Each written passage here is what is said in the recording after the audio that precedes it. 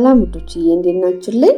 ዛሬ የምናዘጋጀው የአብሽ ዱቄት ነው። ይሄ ደግሞ ለፊታችን ጥራት፣ ለማዲያት፣ ለብጉር ጠባሳ፣ በፀሐይ የተጎዳ ፊት ቀይ ለሚሆን ፊታችን ማለት ነው በጣም ፍቱን መድኃኒት ነው።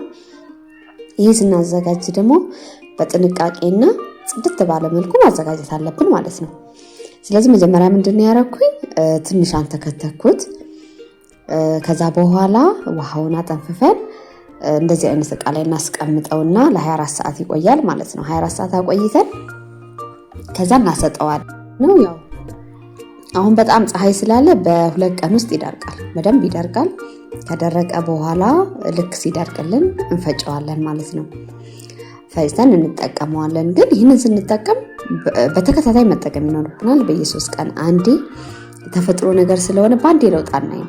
ቀስ በቀስ ነው ስራው እየሰራው የሚሄደውና እንደዚህ እንጠቀመዋለን። አብሽን መጠጣት አሪፍ ነው እና እንደዚህ አድርገን ብንቀባው በጣም አሪፍ ነው። እንደዚህ አድርገን ፈጨውና በወንፊት በደንብ እንትን እያደረግን በጣም የደቀቀው ለፊታችን እንጠቀመዋለን።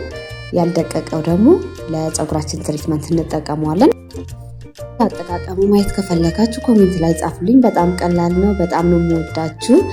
እንደሚጠቅማችሁ ተስፋ አረጋለሁ። እንሰራላችሁ የምትፈልጉ ሌላ አይነት ነገር ካለ ኮሜንት ላይ ጻፉልኝ።